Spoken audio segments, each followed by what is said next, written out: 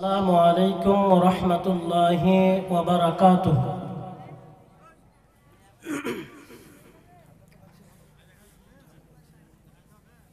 الحمد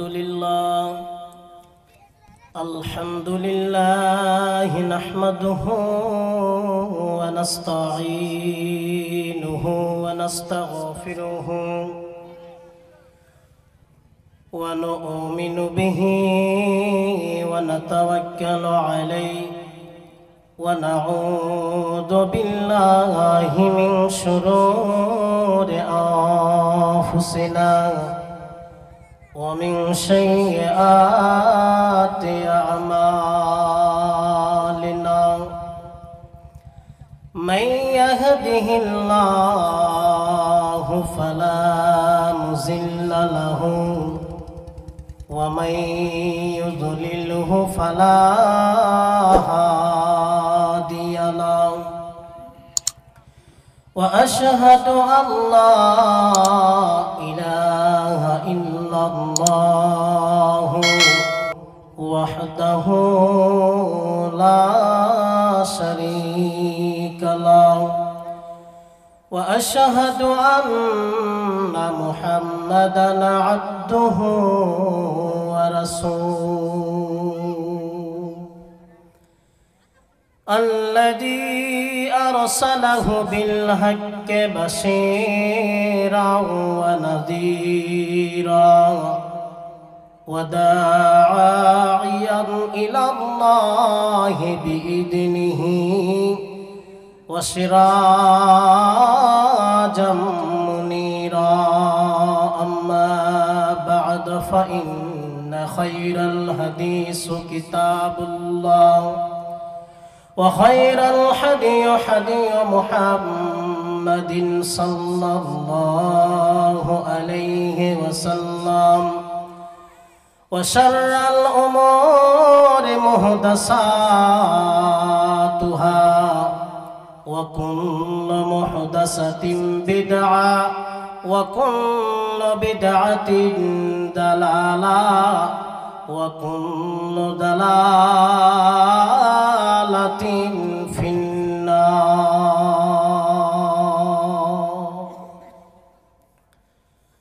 فقد قال الله تبارك وتعالى في كلامه المجيد وفرقانه الحميد. فأعوذ بالله من الشيطان الرجيم. بسم الله الرحمن الرحيم.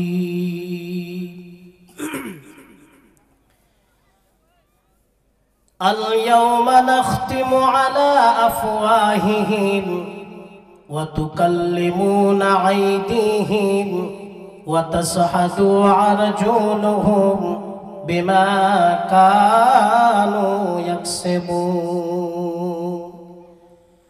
وقال النبي صلى الله عليه وسلم عن أبي هريرة رضي الله تعالى عنه قال قال رسول الله صلى الله عليه وسلم رجل ذكر الله خليا ففزت عينه. الحديث.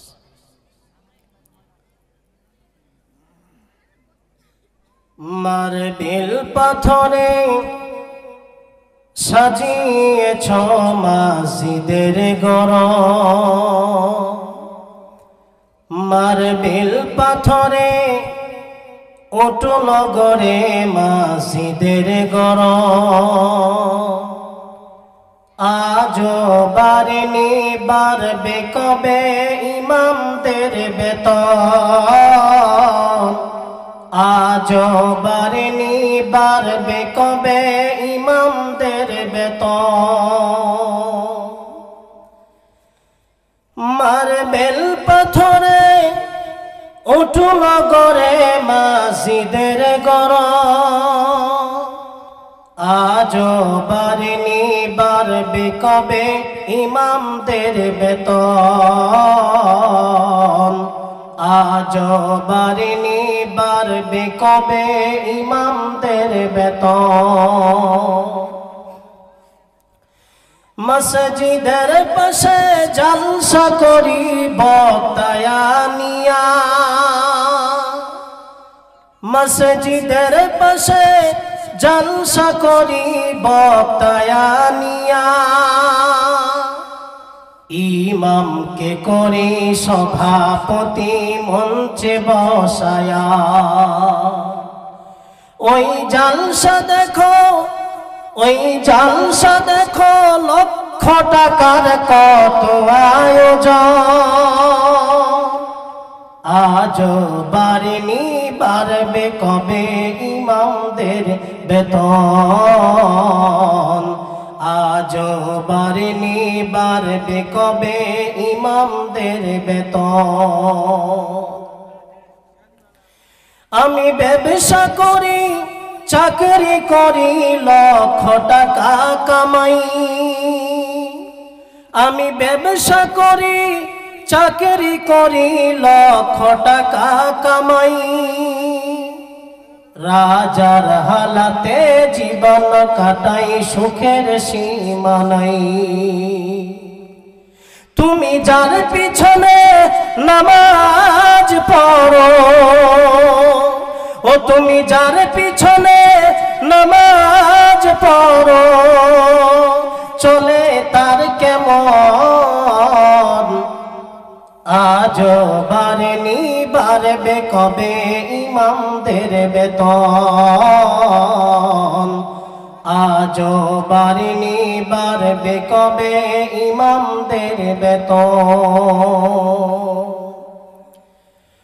আমার ছেলে মেয়ে পরে অনেক দামি মিশনে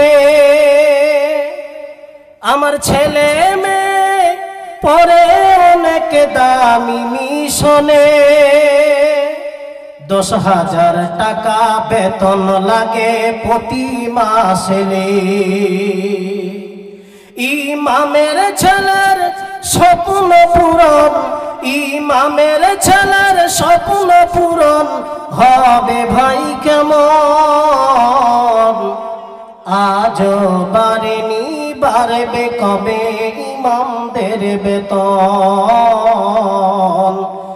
আজও বাড়েনি বাড়বে কবে ইমামদের বেতন মার্বেল পাথরে উঠল করে মসজিদের গড়ন আজও বাড়েনি বাড়বে কবে ইমামদের বেতন আজও বাড়েনি বাড়বে কবে মৌলানার বেতন পৃথিবীর সারা চাকরিজীবী মসজিদের ইমাম পৃথিবীর সারা চাকরিজীবী মসজিদের ইমাম জন্মিলে ইমাম মরলে ইমাম বিয়েতে ইমাম পৃথিবীর সারা চাকরিজীবী মসজিদের ইমাম জন্মিলে ইমাম মরলে ইমাম বিয়েতে ইমাম ওই ইমামের সাথে করলে না কেউ সঠিক মূল্যায়ন আজও বাড়েনি বাড়বে কবে ইমামদের বেতন আজও বাড়েনি বাড়বে কবে ইমামদের বেতন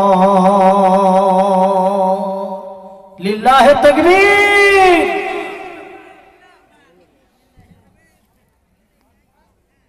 উপস্থিত আজকের এই মাধবপুর জনসভা এই ইসলামিক ধর্মসভা সুযোগ্য সুনির্বাচিত আজকের সভা সভাপতি মহাশয়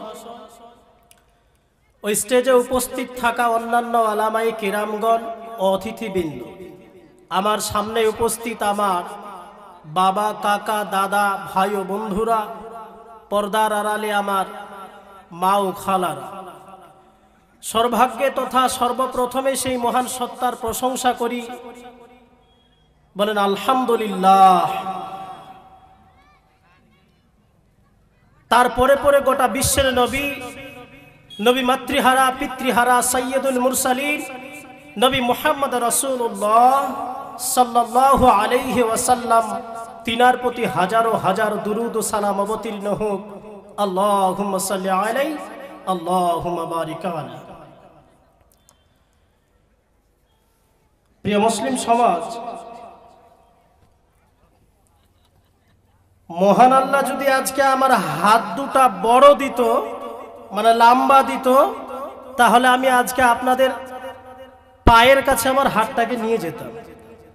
যদি আপনারা আমাকে আমার দ্বীনি ভাই মনে করেন আর এখানে এসেছেন উদ্দেশ্য এক নিয়ে যে কিছু অর্জন করব আর বিনিময় থাকবে পরকালে জান্নাত, এই উদ্দেশ্য নিয়ে যদি আপনারা কেউ এসেছেন, আমার হাত দুখানা আপনাদের পায়ের কাছে বিলিয়ন করে দিচ্ছি।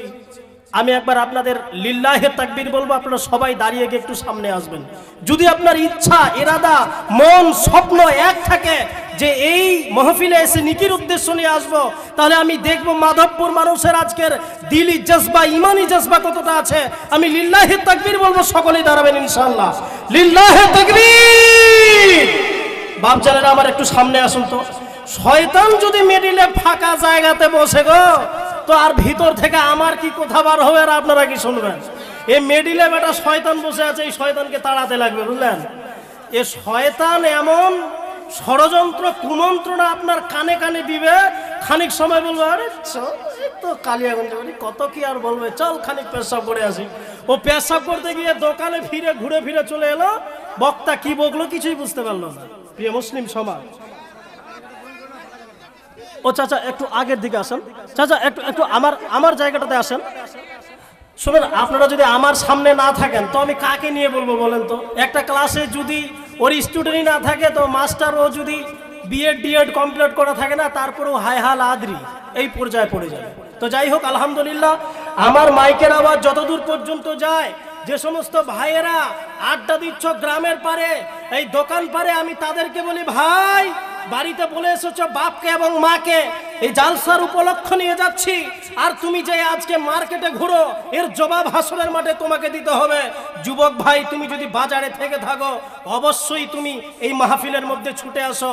প্রিয় দ্বীনি সমাজ, আজকে আমি আপনাদের সম্মুখে যে বিষয়টি নিয়ে আলোকপাত করতে চাচ্ছি, পবিত্র আল কোরআনুল কারীম থেকে একটি আয়াতকে তেলাওয়াত করেছি এবং রাসূলুল্লাহ সাল্লাল্লাহু আলাইহি ওয়াসাল্লামের বুখারী শরীফ থেকে একটি হাদিসকে সামনে রেখে আমি আমার বিষয়কে শেষ করব। আমা তৌফিক ইল্লা বিল্লাহ।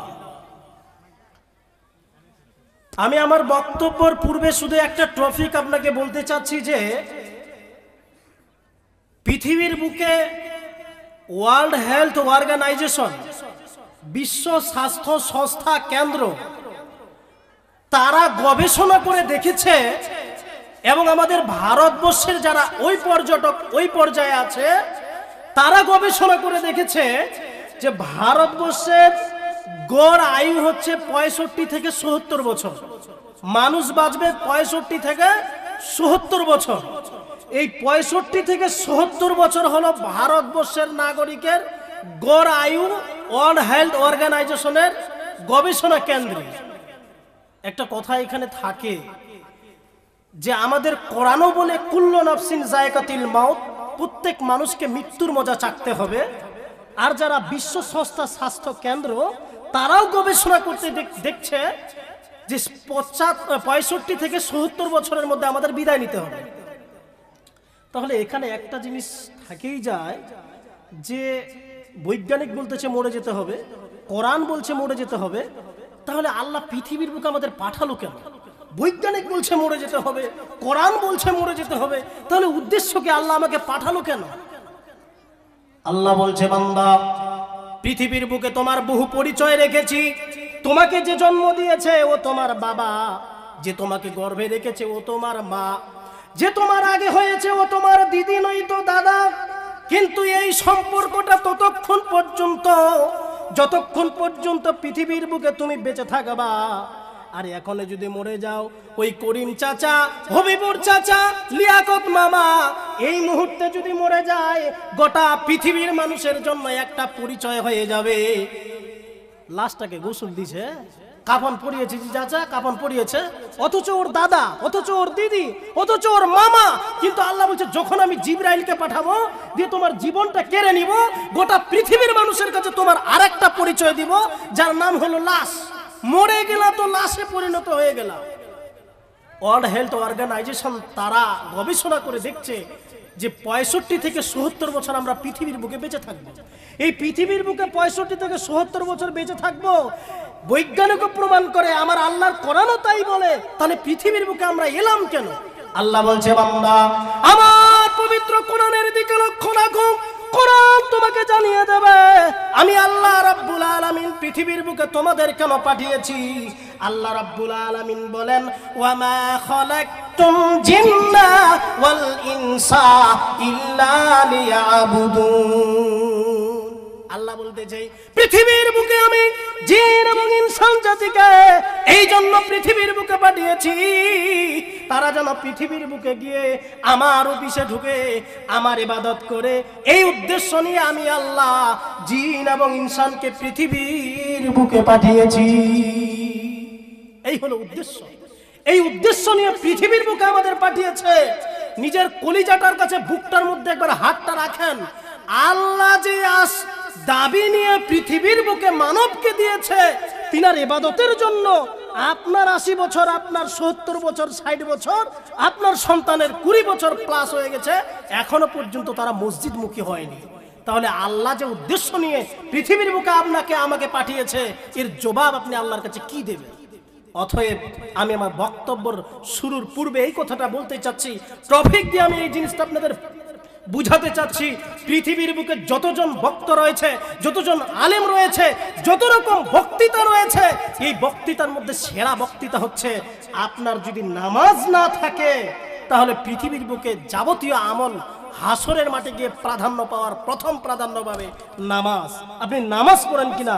অতএব মাধবপুর মানুষের কাছে এই বক্তব্য শুরুর পূর্বে আমি আপনাদের আকুলভাবে অনুরোধ জানাই, দাবি জানাই, অবশ্যই আপনারা 5 ওয়াক্তের দাবিদার, 5 ওয়াক্তের মুসাল্লি হন, যাতে হাসরের মাঠে আল্লাহ রাব্বুল আলামিনের কাছে জান্নাতি যাব এইরকম একজন বান্দা দিয়ে হাসরের মাঠে আমরা পরিচয় দিতে পারি।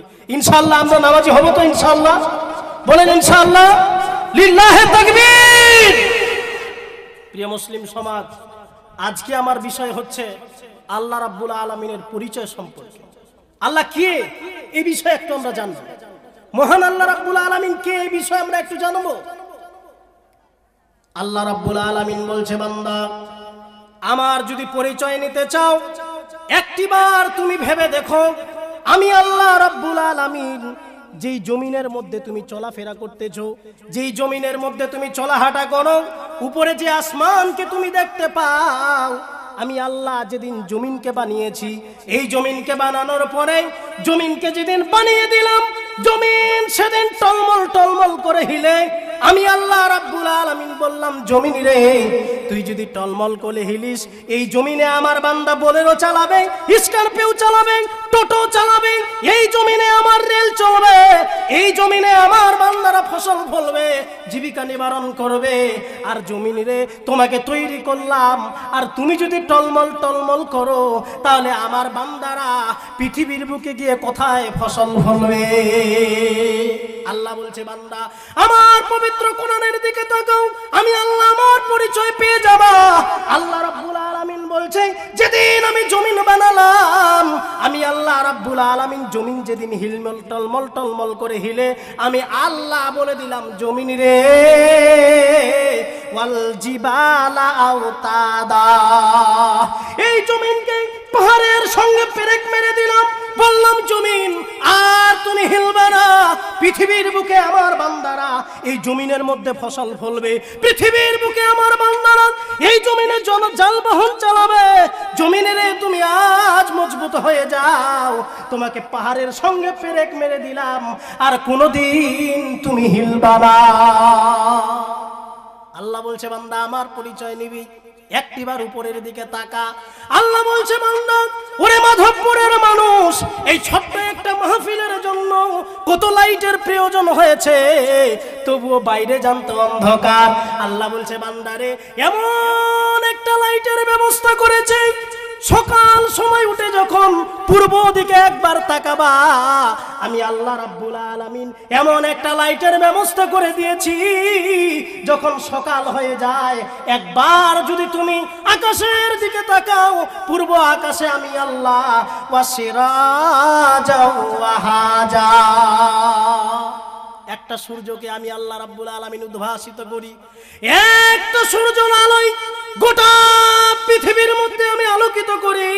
আমি আল্লাহ রাব্বুল আলামিন জমিন টলমল করবে বলে জমিনে পেরেক মেরে দিলাম, তোমার লাইটের প্রয়োজন হবে বলে আমি সূর্য দিয়ে দিলাম। আল্লাহ বলছে বান্দারে, 24 ঘন্টার মধ্যে যদি 24 ঘন্টায় সূর্যটাকে উঠাই রাখি, তুমি যদি গরিব শ্রেণীর হও আর তোমার বাড়িটা যদি টিনের হয়, রাত 12টাও যদি সূর্যটাকে মাথার উপরে টেনে রাখি, ও বান্দারে, ওই চৈত্র মাসের দিনে তোমার মাথার উপরে যদি সূর্য থাকে, বাড়িটা যদি তোমার টিনের হয়, ওরে বান্দা একবার ভেবে দেখ, তোর কি ওই টিনের ঘরে ঘুম আসবে? দিনটা যদি চৈত্র মাসের হয় আর সূর্যটা যদি রাত 12টা মাথার উপরে থাকে আর বাড়িটা যদি টিনের হয়, তাহলে ওই ঘরে কি ঘুম আসবে? আল্লাহ বলছে বান্দা, আমি ব্যবস্থা করে দিয়েছি, 12 ঘন্টাকে বানিয়েছি রাত আর 12 ঘন্টাকে বানিয়েছি দিন। আল্লাহ রাব্বুল আলামিন বলেন, রাতে যখন আমি আল্লাহ মাগরিবের যখন আজান হয়, সূর্যটাকে যখন আমি ডুবিয়ে নিই, আমি আল্লাহ রাব্বুল আলামিন ওয়া কামারাম মুনিরা, সুন্দরভাবে এমন একটা প্রদীপকে জ্বালিয়ে দিই। আল্লাহ বলছে যেদিন পূর্ণিমা রাত্রি হবে, একবার যদি তোমার ছাদের উপরে তাকাও, উঠে যদি একবার আমার আসমানের দিকে তাকাও, অন্তরখানা ভরে যাবে। আমি আল্লাহ এত সুন্দরভাবে লাখো লাখো তারকা মণ্ডল দিয়ে, তার মাঝে আমি আল্লাহ এইরকম একটা আমি চন্দ্রকে আমি আল্লাহ সেই আকাশে টাঙিয়ে রেখেছি। এই তো আমার পরিচয়, এই তো আমি মহান আল্লাহ। আল্লাহ বলছে বান্দা, চোখ দিয়ে দেখতে পাও এই আসমানকে, পা দিয়ে যেই জমিনের মধ্যে সচরাচর করো। আল্লাহ বলছে বান্দারে, শুধু একটা নয় দুটো নয়, এইরকম ভাবে আমি আল্লাহ ওয়া বানাইনা ফাওকাকুম সাবআ সিদাদা, আমি আল্লাহ রাব্বুল আলামিন 7টা আসমানকে এইরকম ভাবে বানিয়ে রেখেছি।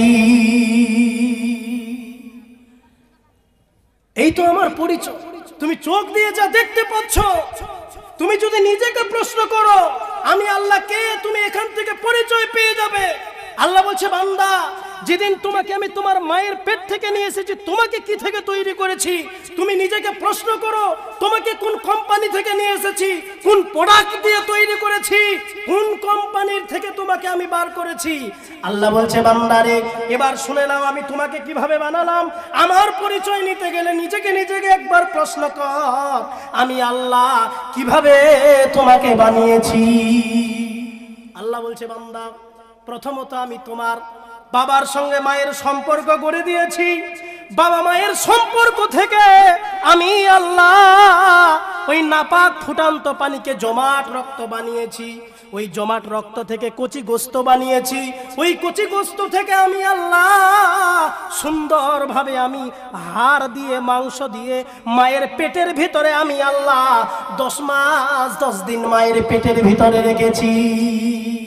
আমি আল্লাহ যদি চাইতাম, মায়ের পেট থেকে যেদিন ভূমিষ্ঠ করে পৃথিবীর বুকে নিয়ে আসতাম, গোটা পৃথিবীর মানুষ তোমারে দেখতে পেত, তোমার চোখের রোশনি আমি কেড়ে নিতাম, তোমাকে চিরদিনের জন্য পৃথিবীর বুকে অন্ধ করে নিয়ে আসতে পারতাম। আল্লাহ বলছে বান্দা, শুধু তাই নয়, দুটা পাকে যদি আমি পঙ্গু করে দিতাম তাও নিয়ে আসতে পারতাম। আল্লাহ বলছে আমি কত বড় রহমান, আমার পরিচয় নেবে এমন কোম্পানিতে তোমাকে ফেট করলাম। ওই কোম্পানি থেকে যেদিন তুমি বাচ্চা আকারে মায়ের পেটে 10 মাস 10 দিন হয়ে গেছে, আমি আল্লাহ রাব্বুল আলামিন সুম্মা নুখরিজুকুম তিফলা, এরপরে মায়ের পেট থেকে সুন্দরভাবে বাচ্চা আকারে পৃথিবীর বুকে নিয়ে এসেছি। আল্লাহ বলছে বান্দা, আমি যদি চাইতাম মায়ের পেট থেকে তোমাকে লাশ হিসাবে পৃথিবীর বুকে নিয়ে আসতে পারতাম, কিন্তু আমি তা করি নাই। আমি এই তো রহমান, তুমি শুধু আমার অফিসে আসো, আমার সঙ্গে দেখা করো, তাহলে তুমি বুঝতে পারবে আমি আল্লাহ রাব্বুল আলামিন কত বড় রহমান, কত বড় দয়ালু, আমার কত বড় পরিচয়। আল কোরআনের সৈনিক আমি, নেই কো পরাজয়, এক আল্লাহর গোলাম আমি, এই তো পরিচয় আমার, এই তো পরিচয়। আল কোরআনের সৈনিক আমি, নেই কো পরাজয়, এক আল্লাহর গোলাম আমি, এই তো পরিচয় আমার, এই তো পরিচয়। এই পৃথিবীর সবই নকল, এই দুনিয়ার সবই নকল, আসল কিছু নয়, এক আল্লাহর গোলাম আমি, এই তো পরিচয় আমার, এই তো পরিচয়। আল কোরআনের সৈনিক আমি, নেই কো পরাজয়, এক আল্লাহর গোলাম আমি, এই তো পরিচয় আমার, এই তো পরিচয়।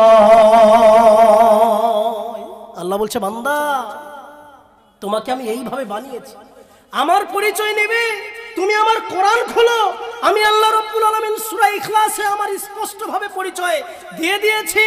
আল্লাহ বলছে হে বিশ্ব নবী, তুমি জানিয়ে দাও কুল হুয়াল্লাহু আহাদ, আল্লাহ রাব্বুল আলামিন এক, তার কোনো অংশীদার নেই। সূরা ইখলাস ছাড়া আল্লাহর এর থেকে আর বড় পরিচয় আছে? আমি ক্ষুদ্র একজন আলেম হিসাবে আমার ব্রেনে আর লাগে না যে আল্লাহর সূরা ইখলাস ছাড়া এর চাই তার বড় কোনো পরিচয় আছে। আল্লাহ বলছে এই তো আমি রহমান, এই তো আমি রহিমান। আমার যদি পরিচয় নেবে তুমি তোমার নিজের দিকে তাকাও, কিভাবে সুন্দরভাবে আমি তোমাকে ফিট করেছি, কিভাবে সুন্দরভাবে তোমার দেহকে আমি আল্লাহ রাব্বুল আলামিন বানিয়েছি। আল্লাহ বলছে বান্দা, মায়ের পেটে তোমাকে বানিয়ে সুম্মা নুখরিজুকুম তিফলা, বাচ্চা আকারে পৃথিবীর বুকে নিয়ে এসেছি।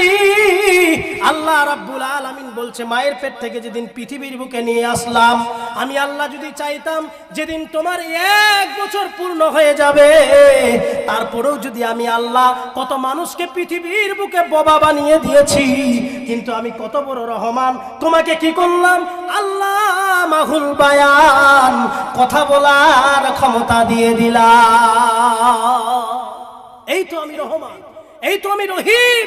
আমার পরিচয় নিতে গেলে তুমি নিজের দিকে একবার তাকাও, কত সুন্দরভাবে তোমাকে ফিট করেছি, কত সুন্দর দুটো দূরবীন দিয়েছি যার মাধ্যমে তুমি পৃথিবীকে দেখতে পাও, যার মাধ্যমে তুমি তোমার স্ত্রীর সৌন্দর্যকে বুঝতে পারো, যার মাধ্যমে পৃথিবীর বুকে তুমি সচরাচর করতে পারো। এত সুন্দরভাবে তোমার বডিটাকে বানিয়েছি, তুমি একবার নিজে চেয়ে দেখো তোমাকে আমি আল্লাহ কত সুন্দরভাবে পৃথিবীর বুকে গড়েছি। আর আজকে পৃথিবীর বুকে মানুষ আল্লাহকে ভুলে গিয়ে দুনিয়াবীর মায়ায় পড়ে এরা আল্লাহকে টোটালি সজাগ থেকে আল্লাহকে একেবারে ভুলে গেছে। আজকে যদি মাধবপুরের মানুষ এখানে কোনো মিউজিক্যাল হাঙ্গামার ব্যবস্থা করত, তো দেখতেন যুবকেরা উপচে পড়তো, যা জায়গা করেছেন এর থেকে দ্বিগুণ জায়গা দিতে হতো। কিন্তু এখানে আজকে পবিত্র আল কোরআনের নাসিহত হয়, এখানে হাদিসের বাণী তেলাওয়াত, হাদিসের বাণী বর্ণনা করা হয়, এই জায়গায় আজকে খালি, এই জায়গায় আজকে পরে কত দুঃখ বিষয়। প্রিয় মুসলিম সমাজ, আমি আপনাদের একটা ঘটনা শোনাচ্ছি, এখান থেকে আপনি বুঝতে পারবেন যে যুবকেরা কত জায়গায় পিছতে পিছতে পিছতে পিছতে এরা কত জায়গায় বহু দূরে পিছে গেছে। এক যুবক ভাই আমার আর এক যুবক ভাইয়ের বোনকে ভালোবাসে, এক যুবক ভাই আর এক যুবক ভাইয়ের বোনকে ভালোবাসে। তো এই যুবক যেই যুবক ভাইয়ের বোনকে ভালোবাসে, ওই যুবক কিন্তু জানে যে আমার এই বড় আকরামুল ভাই আমাকে যখন একা থাকি তখন শালা করু বলে আমার বোনকে ভালোবাসে। এটা কে জানে? যে যুবক ভালোবাসে অন্য এক যুবকের বোনকে, ওই যুবক এই বিষয়ে জানে। একদিন ফোন লাগিয়েছে এই যুবক ওই যুবককে যার বোনকেও ভালোবাসে। ফোন লাগিয়েছে মাত্র রিং হলো, রিং হয়ে রিসিভ হয়েছে। বলছে কিরে শালা, কি করছিস রে শালা, তাড়াতাড়ি আয় রে শালা, কোথায় আছিস রে শালা। ওর শালা গোসল করতে গেছে আর ফোন ধরেছে ওর বোনটা। বলছে তোমার শালা গোসল করতে গেছে, আমি তোমার স্ত্রী বলছি, বলো কি বলবা। এই পরিস্থিতিতে পৌঁছে গেছে। ছেলেরা যে কোয়ালিটির মেয়েরাও সেই কোয়ালিটি। ওরা ভাবছে যখন আমার ভাইকে এত করে শালা বলে, তাহলে তার উত্তর তো আমাকে দিতে লাগবে, উত্তর দিয়েই ফেলি। যুবক ভাই, আমি তোমাকে বলি, বিশ্বনবী মুহাম্মদ সাল্লাল্লাহু আলাইহি ওয়াসাল্লাম বলছেন, এই পৃথিবীর মানুষ যতজন আমরা পৃথিবীর বুকে এসেছি, আদম থেকে নিয়ে শেষ পর্যন্ত গোটা পৃথিবী যেদিন ধ্বংস হয়ে যাবে, গোটা পৃথিবী যেদিন তছনছ হয়ে যাবে, আল্লাহ বলছে বান্দারে এমন একটা দিন হবে, সূরা ফাতিহার মধ্যে আমি বলে দিয়েছি, মালিক ইয়াউমিদ্দিন, আমি আল্লাহ রাব্বুল আলামিন কিয়ামতের দিনের মালিক হব। সেদিন কোনো ওকালতি থাকবে না, সেদিন কোনো ওয়াকিল থাকবে না। আমি আল্লাহ রাব্বুল আলামিন এমন ভয়াবহ হবে, আমি আল্লাহ রাব্বুল আলামিন ইহকালের 50,000 বছরের সমান একটা দিন হবে, যেদিন কিয়ামত সংঘটিত হবে। ওই কিয়ামতের দিনে আমি আল্লাহ রাব্বুল আলামিন আরশের মধ্যে বসে থাকব, আর আমি আল্লাহ রাব্বুল আলামিন সূর্যটাকে এত কাছে এনে দিব, আমি আল্লাহ রাব্বুল আলামিন আরশে আজিমের মধ্যে বসে থাকব, আর সূর্যখানা মাথার উপরে টকবক টকবক করবে। আর পৃথিবীর বুকে তুমি যেই পরিমাণ পাপ করেছো, ওই পরিমাণ পাপ নিয়ে তুমি সেই কিয়ামতের মাঠে উপস্থিত থাকবা। তোমার যদি পাপের পরিমাণ বেশি হয়ে যাবে, তো গালার পিঠ পর্যন্ত তোমার এসে পৌঁছাবে। তোমার পাপের পরিমাণ যদি বেশি হয়, তাহলে সেই গলার তীক্ষ্ণখানটা গলা পর্যন্ত এসে পৌঁছে যাবে, পুজের ডলাটা। আর আল্লাহ বলতেছে, মাথার উপরে সূর্যখানাকে রাখবো, এত প্রখর হবে সূর্যের তাপ, ওই সূর্যের তাপে সহ্য না করতে পেরে মাথার মধ্যে যখন সূর্যের আঘাত সহ্য না করতে পারবে, এই কানের ছিদ্র দিয়ে মগজগুলো বার হতে থাকবে, লাখের ছিদ্র দিয়ে মগজগুলো বার হতে থাকবে। আল্লাহ বলছে বান্দারে, সেদিন একটা আমি স্পেশাল ব্যবস্থা করেছি, কিছু মানুষের জন্য স্পেশাল ব্যবস্থা করে দিয়েছি। তাদের মাথার উপরে এই সূর্যখানা আসবে না, তাদের লেহলিহানটা এই কোমর পর্যন্ত আসবে না, টুটি পর্যন্ত আসবে না। 7 শ্রেণীর ব্যক্তি আছে, তাদের জন্য স্পেশাল ব্যবস্থা করে রেখেছি, তাদের জন্য আমি স্পেশাল ব্যবস্থা করেছি। আল্লাহ রাসূল বলছে তারা কারা? আল্লাহ রাসূল সাল্লাল্লাহু আলাইহি সাল্লাম হাদিসের মধ্যে বলছেন, সাবাতুন ইউদিল্লুহুমুল্লাহু ফি দিল্লিহি ইয়াউমা লা দিল্লা ইল্লা দিল্লাহু। সেই ভয়াবহ কিয়ামতের মাঠে আল্লাহর আরশের ছায়া ছাড়া যেদিন আর কোনো ছায়া থাকবে না, আমার আল্লাহ বলেন, সেদিন সেই ভয়াবহ দিনের ভয়াবহ পরিস্থিতির সময় সূর্যখানা মাথার উপরে থাকবে, আর লেহলিহানটা তোমার পাপ অনুযায়ী থাকবে। আমার আল্লাহ রাব্বুল আলামিন বলে, সেদিন 7 শ্রেণীর ব্যক্তির জন্য আমি স্পেশাল ব্যবস্থা রেখেছি, তারা আমার আরশের ছায়া তলে স্থান পাবে। 7 শ্রেণীর ব্যক্তি থাকবে সেদিন, যারা আল্লাহর আরশের ছায়া তলে স্থান পাবে। 1, ইমামুন আদিল। আল্লাহ বলেনি ওই ব্যক্তি আমার প্রথম অধিকার করবে যে 5 ওয়াক্ত নামাজ পড়েছে, যেই নারী পর্দা করেছে, যে ব্যক্তি হজে গেছে, তার কথা বলে নাই। রাসূল বলছে ইমামুন আদিল। পৃথিবীর বুকে গিয়ে তুমি যদি হক নাই পরায়ণতার বিচার করেছো, তাহলে আমার আল্লাহ রাব্বুল আলামিন বলে, প্রথম 7 শ্রেণীর ব্যক্তির মধ্যে প্রথম ব্যক্তি হবে ইমামুন আদিল, যে হক ন্যায় পরায়ণতা সত্য কথা বলবে।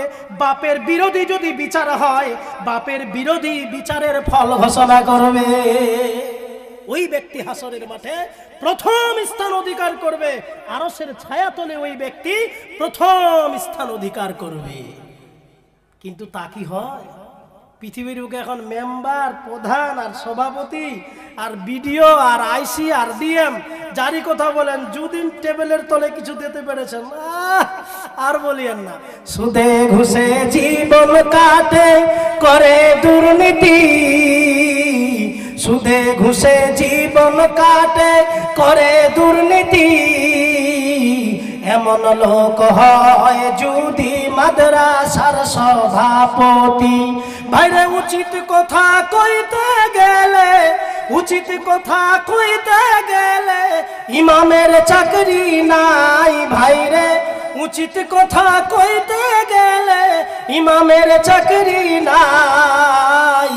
আমাদেরই সমাজেতে শান্তি বুঝি নাই ভাই রে, আমাদেরই সমাজেতে শান্তি বুঝি নাই। ছোট বড় নয় ভেদাভেদ, ছোট বড় নয় ভেদাভেদ, কোথায় মান সমান, বাপের সমান মুরুবিকে করছে অপমান। ও ভাই 10 বছরের পলায় যদি আবুল বিড়ি খায় ভাই রে, 10 বছরের পলায় যদি সামনে বিড়ি খায়, আমাদেরই কপালেতে শান্তি বুঝি নাই ভাই রে, আমাদেরই সমাজেতে শান্তি বুঝি না। এই তো সমাজের অবস্থা। শুধু মারে দেন টেবিলের তলে, দেখবেন বিচার কি করে ঘুরে না, তারপরে দিন দেখবেন যে হ্যাঁ যখন চলে এসেছে তো এদের বাড়িতেই থাকবে বউ, যখন চলে এসেছে এদের বাড়িতেই থাকবে। আর ইমাম সাহেবও তো লুঙ্গি পাবে, গিয়ে পরিয়ে দিয়েছে মোহর, কি করবে? আপনারও তো 3000 টাকা বেতন দিয়ে রাখবেন, 3000 টাকা বেতন দিয়ে ইমামের দিন চলবে। পৃথিবীর বুকে সবচাইতে বেশি ডিউটি করে মসজিদের ইমাম। পৃথিবীর বুকে যত রকম ডিউটি রয়েছে তার মধ্যে সবচাইতে বড় ডিউটি পালন করে মসজিদের ইমাম। এবার যদি বলেন কি করে, ওরা কি করে? ওরা তো দিনে 5 বার নামাজ পড়ে, তারপর জোহরে থাকে না, আসরের সময় মার্কেটে যায়, আর এশারের সময় বলে ওর স্ত্রীর অসুখ হয়েছে, কখন থাকে? ওরা কি ডিউটি করলো? ইমাম সাহেব জায়গায় তো দিয়েছেন সিঁড়ি রুমের তলে, ওই সিঁড়ি রুমের তলে ইমাম শুয়ে আছে। রাত 2টায় সভাপতি ফোন লাগিয়েছে, মৌলী সাহেব এই যে কুদ্দুসের বেটা পালিয়ে এসেছে, বললেন তা কি করবেন? বড় লোক, একটু দেখতে হবে বিষয়টা, আপনাকে না হলে 500 জায়গায় 1000 দেবে, একটু আসেন। কি করবে উনি? আজকে যদি বলে না, কালকে বলবে ছাড়, তোকে ভাত আর হার গ্রামে নেই। সভাপতি মানুষ কি করবে? দায়ে পড়ে পরিস্থিতি দেখে মোহর দিতে হয়। রাত 2টায় ইমাম ঘুমাবে কি? ফোন হাজির, কখন বেটা বেটি আসবে, আমাকে তো দিতে হবে। মারা গেছে বেঙ্গালোরে, রাত 2টায় মাটি হবে, ইমাম হাজির, কি করবে? সভাপতি বলেছে আসলেই পরে মাটি দিতে হবে। বেটারা থাকে বিভিন্ন জায়গায়, কলকাতাতে, বেঙ্গালোরে, ওরা আগেই চলে এসেছে, লাশ আসতে খানিক লেট হবে, আপনি রেডি থাকেন, 2টার দিকে জানাজা হবে। ইমাম কি করবে? ওই সিঁড়ি রুমের তলে রেডি, কখন আসবে জানাজা পড়াতে হবে। 3000 টাকা দিয়ে এমন একটা বেতন দিয়েছে, পুরো 24 ঘন্টাও সার্ভিস দেবে। আর কিছু কূটনীতিবাজ আছে, কেন টাকা দিতে হবে, কেন বক্তব্যটা পড়াতে পারে না, 3000 টাকা দিয়ে বেতন পেয়েছে। আরে এত বিবেকহীন মানুষ আমরা, এই ইমামকে 3-4 হাজার টাকা দিয়ে এত বড় জুলুম ইমামের উপরে। আপনাদেরই গ্রামের আমি আশা করি, অথবা এখানেই কেউ আছেন যারা গভর্নমেন্টের চাকরির সঙ্গে যুক্ত, প্রাইমারি স্কুলের হেডমাস্টার, 55 হাজার টাকা বেতন পায়, মাস গেলেই 1 তারিখে টাকা ঢুকে। ওর বাড়িতে আবার 20 জন ছেলে, 20 জন মেয়ে সকালে আর বিকালে টিউশন যায়। এই 300 টাকা দিতে হবে মাস রে, নাহলে আর পড়াবো না। আপনার তখন বুকের পাটাটা থাকে কোথায় বলতে পারেন না? তখন বলতে পারেন না 55 হাজার টাকা সরকার বেতন দেয়, তারপরেও আমার ছেলেরা সকালে আর সন্ধ্যায় পড়বে, আপনাকে বেতন দিতে হবে মানে? তখন বুকের পাটাটা খোলায় কোথায় রাখেন? আর ইমাম আপনাকে 24 ঘন্টা সার্ভিস দেবে 4000 টাকার বিনিময়ে, তারপরেও শুক্রবারে সভাপতি কে বলবে কি ব্যাপার, ট্যাঙ্কিতে পানি নাই যে, মসজিদের এখানে কি পড়ে আছে, ঝাড়ু দেন নিজে? কি করে ভাবছেন এটা ইমামের কর্তব্য? এটা কি ইমামের দায়িত্ব? আল উলামা ওয়ারাসাতুল আম্বিয়া, নবীরা বলে গেছেন, আমরা চলে গেলাম, নেতৃত্বের ভার দিয়ে গেলাম উলামাদের হাতে, আর আপনারা উলামাদের বানিয়েছেন ঝাড়ুদার, উলামাদের বানিয়েছেন বৃহস্পতিবারের মসজিদের পায়খানা সাফ করে নেওয়ালা। খুব দুঃখ লাগে। আমি জানি না আপনাদের গ্রামে এটা হয়, এই কথা বলছি না, কিন্তু সমাজের অবস্থা বলতেছি, সমাজ এই জায়গায় পৌঁছে গেছে। প্রিয় মুসলিম সমাজ, বক্তব্য আমার আলাদা দিকে ছিল, তারপরেও এই কথাটা বললে পরে না বলে, যে কথা বলছিলাম যে মহান আল্লাহ রাব্বুল আলামিন হাসরের মাঠে 7 শ্রেণীর ব্যক্তিকে তার আরশের ছায়াতলে স্থান দেবে। ওই 7 শ্রেণীর ব্যক্তির মধ্যে দ্বিতীয় ব্যক্তি কারা? এক, আপনি তো মেম্বার, প্রধান, নাহলে সর্দার, না হলে সভাপতি, না হলে ওই আপনার বাড়ির যে 4-5টা পড়োশি আছে তার মধ্যে হেড। আপনি গিয়ে টাকা খেয়ে বিচার আলাদা দিকে করে দিয়েছেন, মানে 1 নম্বরে এই স্থান অধিকার করা আপনার ছুটে গেল। এবার দেখি 2য় নম্বর স্থানটা আপনি অধিকার করতে পারেন কিনা। আল্লাহ রাসূল বলছে, হাসরের মাঠে যেদিন আরশের ছায়া তলে 7 শ্রেণীর ব্যক্তি স্থান পাবে, ওই 7 শ্রেণীর ব্যক্তির মধ্যে 2য় শ্রেণীর ব্যক্তি হচ্ছে ওই ব্যক্তিটা ওয়াসাফুন নাসা ফি ইবাদাতিল্লাহ। এটাই আমার আজকের বক্তব্যের একেবারে শেষ। এই কথাটা যদি আপনারা বুঝে যান তাহলে যথেষ্ট। এক হলো ইমামুন আদিলুন, হক ন্যায় পরায়ণতা। 2 ওয়াসাবুন নাসা ফি ইবাদাতিল্লাহ। এই কথাটাই আজকে আমার বক্তব্যের শেষ কথা। এই কথাটা যদি আজকে আপনি মেনে নিয়ে আমলে তো পরিণত করে নিয়ে বাড়ি নিয়ে যেতে পারেন, তাহলে আমি মনে করবো মৌলানা সাদ্দাম হোসেন আজকে আমি যথেষ্ট বক্তব্য দিয়েছি মাধবপুর মানুষকে, আজকেই আমি সফল। এই কথাটা যদি বাড়ি ফিরে নিয়ে যেতে পারেন আপনারা, ওয়াসাবুন নাসা ফি ইবাদাতিল্লাহ।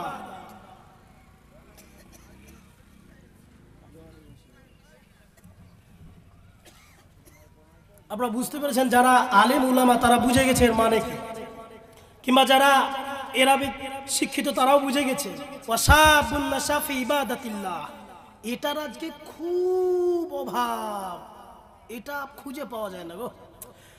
আর এটা যদি ঠিক হয়ে যায় তাহলে সমাজ খুব তাড়াতাড়ি ডিপ্লোমা করবে, খুব তাড়াতাড়ি ডিপ্লোমা করবে। দেখবেন আমরা 2টা সন্তান, একটা সন্তান ডেলি দিন ঘুরে বেড়ায়, আর ওই কিনে দিয়েছেন 5.5 ইঞ্চি, মামা মামা মামা ইধার ইধার ইধার, একটা এরকম করতেছে। আর যেটা আপনার 25-30 বছর হয়ে গেছে, ওটা সারাদিন লেবার মিস্ত্রি করে বাড়িতে যখন 400 টাকা নিয়ে আসবে, দেখবেন কত আদরের মনে হবে ওই সন্তানটা আপনার, যে সারাদিন আজকে পরিশ্রম করে 400 টাকা এনে দিয়েছে। ওই সন্তানটা আপনার কত আদরের হবে। তাহলে দেখেন, যখন আপনার বাবা দেখবে আমার এক সন্তান ফ্রি ফায়ার খেলে দিন কাটে, আরেক সন্তান আমার 400 টাকা ইনকাম করে দিন কাটে, আমি অভিভাবক হয়ে কি করে বসে থাকবো? লজ্জার বিষয়। আমার বড় ছেলে কামাই করে নিয়ে আসে, ছোট ছেলে কিছু বুঝে না বলে ফ্রি ফায়ার খেলে, আমি কিভাবে বসে থাকবো? যুবক ভাই, ওয়াসাফুন নাসা ফি ইবাদাতিল্লাহ। যুবক ভাই, তুমি যদি জৈবনকালে আমার আল্লাহর অফিসটা চিনতে পারো, তুমি যদি জৈবনকালে আমার আল্লাহর ঘরে গিয়ে একবার গিয়ে কাঁদতে পারো, একবার যদি মসজিদমুখী হয়ে যেতে পারো, তাহলে তোমার বাবা তোমাকে দেখবে 25 বছরের সন্তান মসজিদে গিয়ে পড়ে থাকে, আমি তার অভিভাবক সন্ধ্যা 7টায় চায়ের দোকানে গিয়ে কি করে বসে থাকি। যুবক ভাই, তোমাকে ফিরে আসতে হবে। তুমি যদি মসজিদমুখী হয়ে গেলা, তাহলে তোমার বাপ পরিবর্তন হতেই হবে, বাধ্য পরিবর্তন হতে। তোমার বাবার 65 বছর 60 বছর হয়ে গেল, পরিবর্তন হবে। আমার ছেলে 25 বছর জৈবনকালে নামাজ পড়ে, আমি 50 বছরে কেন যাব না? প্রিয় মুসলিম সমাজ, আল্লাহ রাসূল বলছে 7 শ্রেণীর মধ্যে 2য় শ্রেণীর ব্যক্তি হলো ওয়াসাবুন নাসা ফি ইবাদাতিল্লাহ, যে তার জৈবনকালে আল্লাহর ঘরে ইবাদত করে অতিবাহিত করবে। বড় দুঃখ, আজকে যুবক ভাইদেরকে দেখবেন এরা ফ্রি ফায়ার, পাবজি, প্রেম, ভালোবাসা, দুনিয়ার মায়ায় পড়ে এরা পরকালকে ভুলে গেছে, জান্নাত জাহান্নামকে ভুলে গেছে, কিয়ামতের দিনকে ভুলে গেছে। আমি যুবক ভাইদেরকে দাওয়াত দিতে চাই, যুবক ভাই, তোমাকে ফিরে আসতেই হবে, মসজিদমুখী তোমাকে হতেই হবে। মসজিদ ছাড়া কারো রেহাই নেই, নামাজ ছাড়া কারো রেহাই নেই, নামাজ ছাড়া কারো রেহাই নেই। কেমন করে ঘুমাও তুমি ফজর করে কাজা, এমন তো হতে পারে তোমার মাগরিবে জানাজা।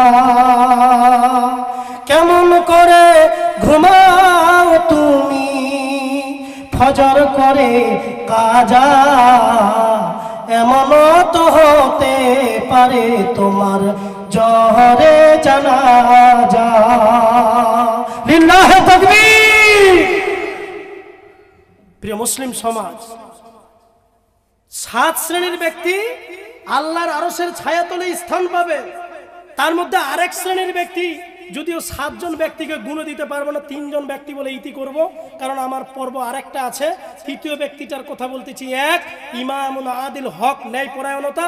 2 ওয়াসাবুন নাশাফি ইবাদাতিল্লাহ, যদিও এটা 3 নাম্বার নয়, কিন্তু এই 7 নাম্বারের মধ্যে 1 নাম্বার আছে। ওয়া রাজুলুন যাকারাল্লাহু খালিয়ান ফাফাজাত আইনুহু। 7 শ্রেণীর ব্যক্তি আল্লাহর আরশের ছায়াতলে স্থান পাবে। তার মধ্যে আরেক শ্রেণীর ব্যক্তি হচ্ছে ওয়া রাজুলুন যাকারাল্লাহু খালিয়ান ফাফাজাত আইনুহু।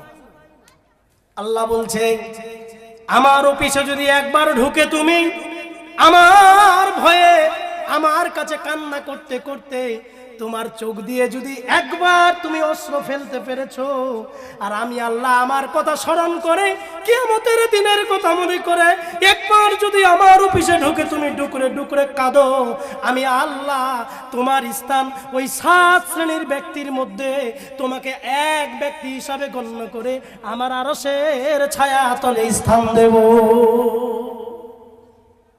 যে ব্যক্তি আল্লাহর ঘরে গিয়ে একবার ডুকরে ডুকরে কাঁদবে, আল্লাহ বলছে ওই ব্যক্তিকে আমি আমার আরশের ছায়াতলে স্থান দেব। মুসা আলাইহিস সালামের আমরা ঘটনা কম বেশি সবাই জানি। মুসা আলাইহিস সালাম, তো মুসা আলাইহিস সালাম একদিন আল্লাহকে বলেছিলেন, মুসাকে কালিমুল্লাহ বলা হয় কেন? মুসা আল্লাহর সঙ্গে কথা বলেছে বলে মুসাকে কালিমুল্লাহ বলা হয়। সে পর্দার আড়ালে হোক বা সামনাসামনি হোক, মুসাকে কালিমুল্লাহ বলা হয়, তিনি আল্লাহর সঙ্গে কথা বলেছেন বলে। আল্লাহ রাব্বুল আলামিন একদিন মুসা আল্লাহকে প্রশ্ন করছে, হে আল্লাহ আপনি কি ঘুমান না? মুসা প্রশ্ন করছে আল্লাহকে, হে আল্লাহ আপনি কি ঘুমান না? তখন আল্লাহ উত্তর দিচ্ছে, মুসা যে প্রশ্ন তুই আমাকে করলি এর উত্তর আমি তোকে দিচ্ছি, দাঁড়া। ঘটনা বিস্তারিত আছে, আমি খুব সংক্ষেপে বলতেছি কারণ এখান থেকে একটা কথা নিতে চাচ্ছি। মুসা আল্লাহকে বলতেছে, হে আল্লাহ আপনি কি ঘুমান না? আল্লাহ বলছে, মুসা যে প্রশ্ন তুমি আমাকে করেছো তার উত্তর তুমি নিজেই পেয়ে যাবা। 3 মাথায় একটা রাস্তার মোড় আছে। মুসার হাতে একটা মাটির পাল্লা দিয়েছে। মাটির পাল্লা মানে এখন তো সব ডিজিটাল, শ্বশুর বাড়িতে গেলে ওই রকমই প্যাকেজিং করে দিবে। আরে কি যে আছে ভিতরে আল্লাহই জানে। কিন্তু আগে যখন, আজ থেকে 30-35 বছর আগে শ্বশুর বাড়িতে গেছেন, কি নিয়ে গেছেন? মাটির ভার পেয়ালা করে। ওই পেয়ালা মুসার হাতে দিয়েছে। মুসাকে বলেছে, মুসা তোমার কাছে এক ব্যক্তি তৃষ্ণা নিবারণের জন্য ছুটে আসবে, আর তুমি তাকে তৃষ্ণা নিবারণ করাবে। মুসা ওই পানির পেয়ালা নিয়ে, বিস্তারিত ঘটনা আছে, আমি খুব সংক্ষেপে বলতেছি। 3 মাথা মোড়ে পানির পেয়ালা নিয়ে দাঁড়িয়ে আছে। আচ্ছা মনে করেন আপনি কোনো একটা কাজ করছেন, কাজ করতে করতে করতে দেখবেন যখন একটাই কাজ আপনি পুরোপুরি মন দিয়ে করবেন, তখন আরেকটা দ্বিতীয় জিনিস আপনাকে ধরবে। সেটা কি? ঘুম। মুসা পানির পিয়ালাটা নিয়ে দাঁড়িয়ে আছে।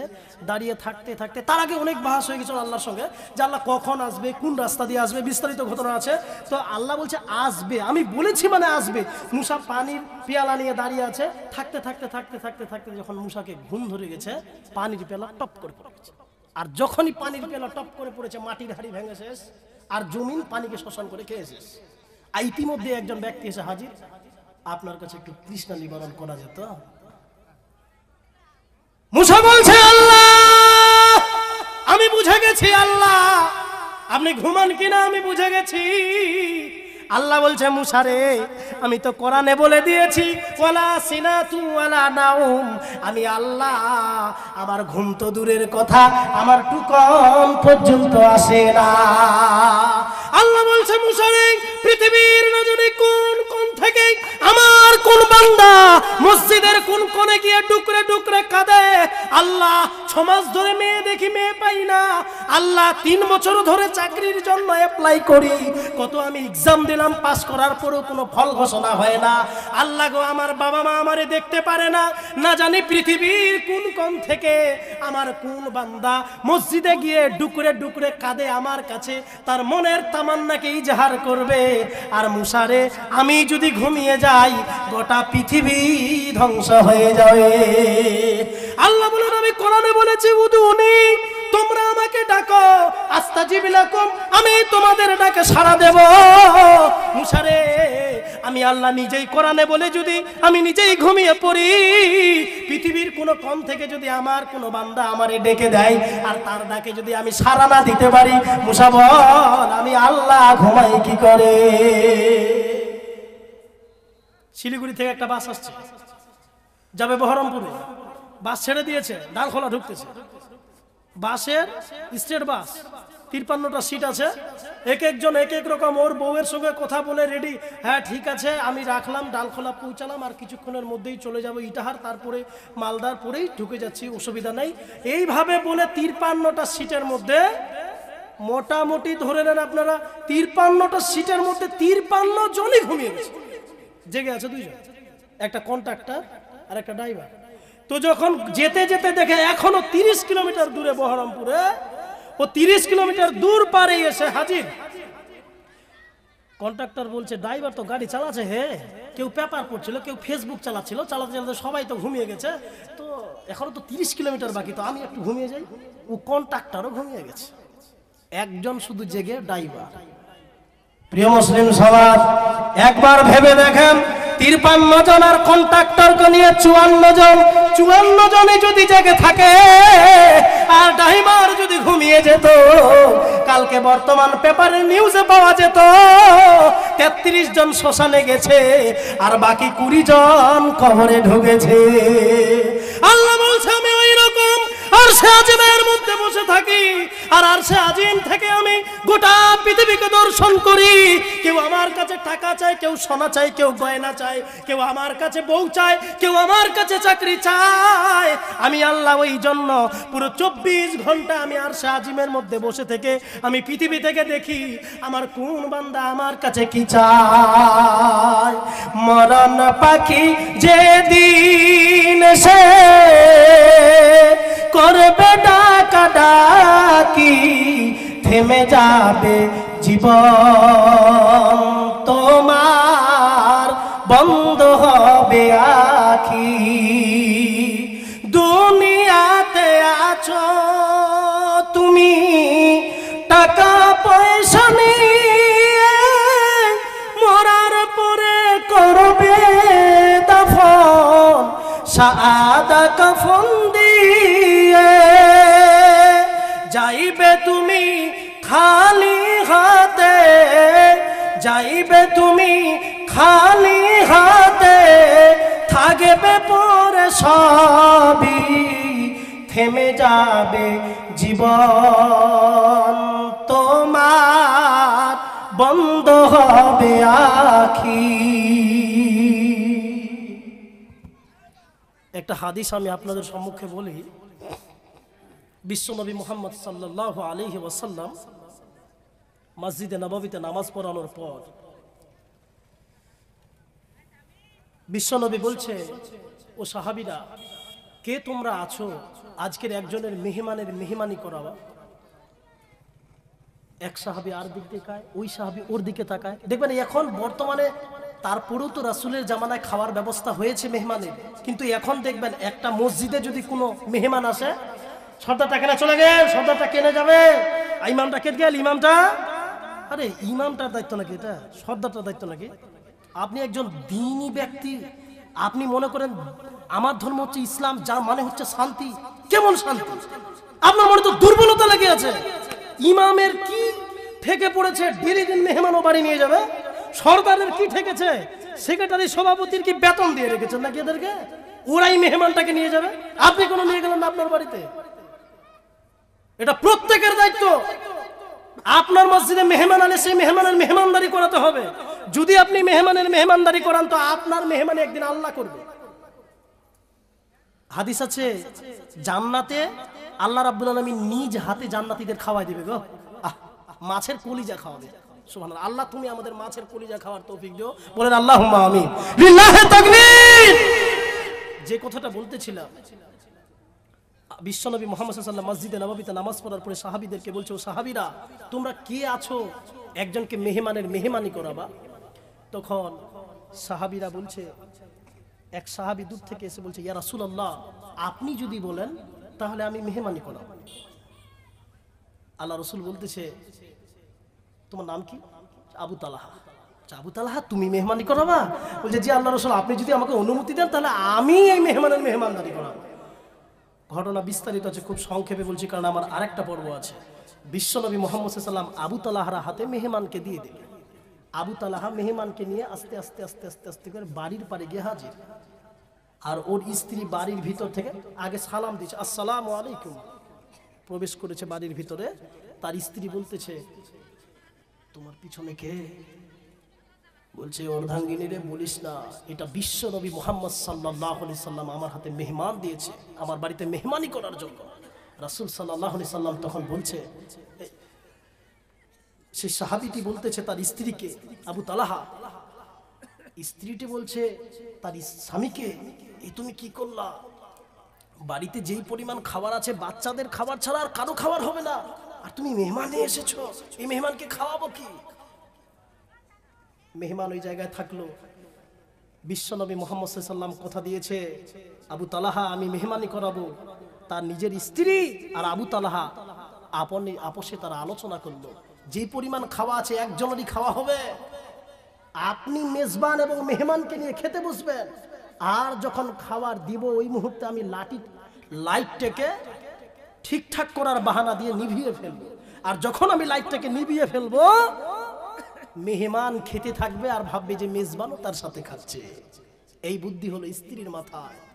স্ত্রী আর স্বামী আপোষে আলোচনা করার পরে মেহমানকে নিয়ে খেতে বসে গেছে, আর তার স্ত্রী লাইটটা ঠিক করার বাহানা দিয়ে বন্ধ করে দিয়েছে।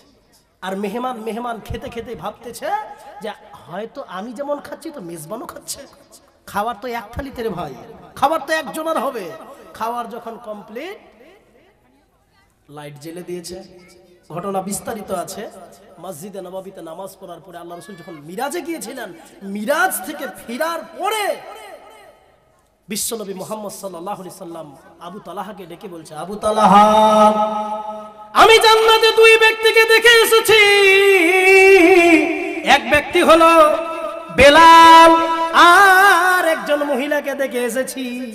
আমি জেনেছি বেলাল এই জন্য জান্নাতে আগে যায়, বেলাল যখন এই মসজিদে যেত উযু না করে, আমি বেলাল মসজিদে যেত না যতক্ষণ পর্যন্ত 2 রাকাত নামাজ না পড়তো, বেলাল কোনোদিন মসজিদে বসতো না। আমার আল্লাহকে এই আমল পছন্দ হয়েছে বলে বেলাল জান্নাতে আমি দেখে এসেছি। কিন্তু আবু তালহা, তুমি আমারে বলে দাও তোমার স্ত্রী এমন কি ভালো আমল করেছে যার বিনিময়ে আমি বিশ্বনবী তোমার স্ত্রীকে জান্নাতে দেখে এসেছি।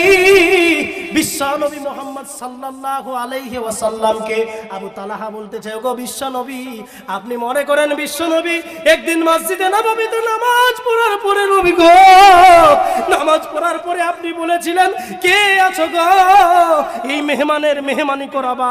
ওগো বিশ্বনবী, সেদিন আমি আপনার মেহমানকে নিয়ে আমার বাড়িতে গিয়েছিলাম মেহমানি করার জন্য। একজনের মাত্র খাওয়া ছিল, আমার স্ত্রী অর্ধাঙ্গিনী আমার সঙ্গে আলোচনা করে ওই মেহমানের খাবার ব্যবস্থা করেছি। আমি না খেয়ে থেকেছি, আমার স্ত্রী না খেয়ে থেকেছে, সন্তানেরা না খেয়ে থেকেছে। ওই অবস্থাতে আমরা মেহমানের মেহমানদারি করেছি। বিশ্বনবীটাকে বলে, আবু তালহা, হতে পারে তোমার স্ত্রীর এই আমলকে আমার আল্লাহর পছন্দ লেগে গেছে, যার জন্য আমি আবু তালহা তোমার স্ত্রীকে জান্নাতে দেখে এসেছি।